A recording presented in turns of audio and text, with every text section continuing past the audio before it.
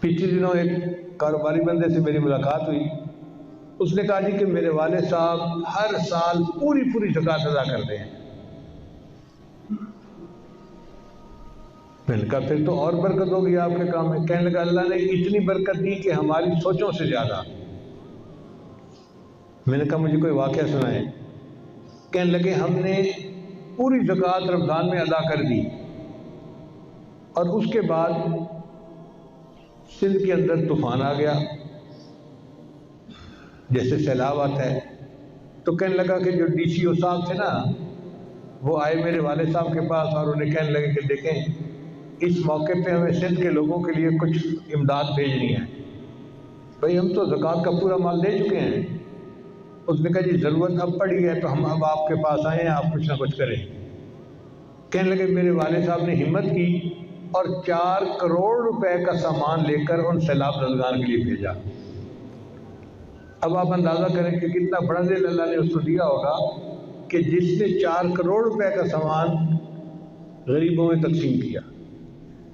کہنے لگے کہ ابھی 1 مہینہ نہیں گزرا تھا, چیزوں کے ریٹ میں تبدیلی ہوئی اور جو خام مال ہمارے پاس پڑا ہوا تھا اس خام مال میں سے ہمیں 40 کروڑ کا فائدہ ہو گیا. 4 کروڑ دیے تھے اللہ کے راستے میں, اللہ نے 10 گنا کر کے وہ مال واپس پہنچا دیا. میں نے اپنی زندگی میں ہزاروں مرتبہ اس کو 10 گنا ہو کے واپس کرتے دیکھا ہے. تو پہلے پیپر میں کامیابی کا طریقہ یہی ہے کہ جو زکوٰۃ بنتی ہو یا عشر بنتا ہو یا جانوروں میں سے زکوٰۃ ہو یا سونے چاندی کی زکوٰۃ ہو وہ پوری ادا کریں, پھر دیکھیں برکت کیسی ہے. اس میں سمجھنے والی بات یہ ہے کہ اللہ تعالیٰ نے مال پر زکوٰۃ نہیں لگائی.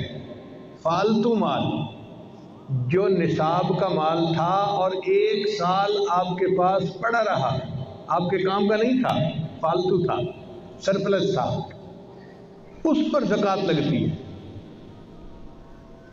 بھائی دیکھیں اللہ تعالیٰ اگر چاہتے تو حکم دے دیتے کہ میرے بندے جو تیری ضرورت کا ہے وہ تیرا اور ضرورت سے زیادہ ہے تو وہ سب غریبوں کا سب غریبوں میں تقسیم کر دو, تو ہم 100% مال غریبوں میں تقسیم کرنے کے پابند ہو جاتے. مگر میرا مالک کتنا کریم ہے, اس نے کہا نہیں, جو تمہارے پاس فالتو مال ہے نا اس میں سے 2.5% تم غریبوں میں تقسیم کرو اور 97.5% جو ہے وہ تمہاری تنخواہ تمہارے لیے حلال ہے. آپ نے زندگی میں کوئی ایسا پے ماسٹر دیکھا ہے, کوئی اتنی تنخواہ دینے والا بندہ دیکھا ہے کہ جو 2.5% مال تقسیم کرنے کی تنخواہ 97.5% دے رہا ہو, اور اس سے مال اللہ کی حفاظت میں بھی آ جاتا ہے. چنانچہ جو بندہ زکوٰۃ صحیح طرح سے ادا کرتا ہے نہ اس کے گھر میں آگ لگتی ہے, نہ اس کی چوری ہوتی ہے, نہ کچھ ہوتی ہے, اللہ کی حفاظت ہوتی ہے. وہ انشورنس تو نہیں ہوتی, ایشورنس ہوتی ہے اللہ کی طرف سے کہ میرے بندے میں تیرے مال کی حفاظت کروں گا. چنانچہ دارالعلوم دیوبند کے ایک خزانچی تھے, نواب صاحب تھے, اللہ نے ان کو مال بہت دیا ہوا تھا اور ان کے دارالعلوم دیوبند کی جو پیسے کا حساب تھا وہ ان کے ذمہ تھا. انہوں نے اپنے گھر کے ایک کمرے میں وہ پیسے صندوقچی میں رکھ دیے تھے. اب اللہ کی شان دیکھیں کہ کسی چور کو پتہ چل گیا کہ ان کے گھر میں مال بہت ہے. اس کمرے کو انہوں نے چھوٹی سی تالی سی لگائی ہوئی تھی. رات کو وہ تہجد کے لیے اٹھے تو انہوں نے دیکھا کہ ٹھک ٹھک کی آواز آ رہی ہے. تو باہر نکل کے دیکھا تو کوئی چور ان کے کمرے کے تالے کو بیٹھا توڑ رہا تھا. ان کو کوئی پرواہ نہیں تھی اپنے مال کی. دیکھنے کے بعد وہ آئے اور اپنی تہجد پڑھنے میں لگ گئے. جب تہجد پڑھ کے فارغ ہوئے تو پھر فجر کا وقت قریب تھا. باہر آئے اور انہوں نے آ کے اس کو کہا کہ اے بھائی ساری رات تو ہو گئی تالے کو توڑتے ہوئے, یہ نہیں ٹوٹا تو اب تجھ سے کیا ٹوٹے گا. وہ چور سمجھ گیا کہ مالک گھر کا جا گیا تو وہ بھاگ گیا. یہ مسجد میں نماز پڑھنے کے لیے آئے اور مسجد میں جو بزرگ تھے ان کو آ کے کہا, ان کا تقیہ کلام تھا اللہ کے فضل سے, ہر بات کہتے تھے اللہ کے فضل سے, اللہ کے فضل سے.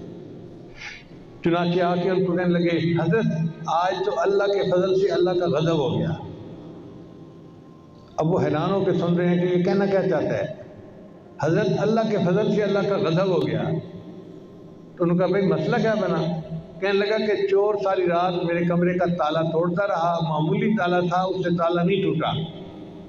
फिर उन्होंने बात समझाई कि चूँकि तुम ज़कात पूरी पूरी अदा करते हो, सारी दुनिया के चोर मिलके भी तुम्हारे माल को हथिया नहीं सकते, ये माल अल्लाह की हिफाजत पे आ चुका होता है। वीडियो के नीचे सब्सक्राइब के बटन पर क्लिक करें, बेल के आइकॉन पर क्लिक कीजिए ताकि हर नई वीडियो की नोटिफिकेशन आपको मिल जाए, और थम्स अप का बटन दबाकर इस वीडियो को लाइक करें।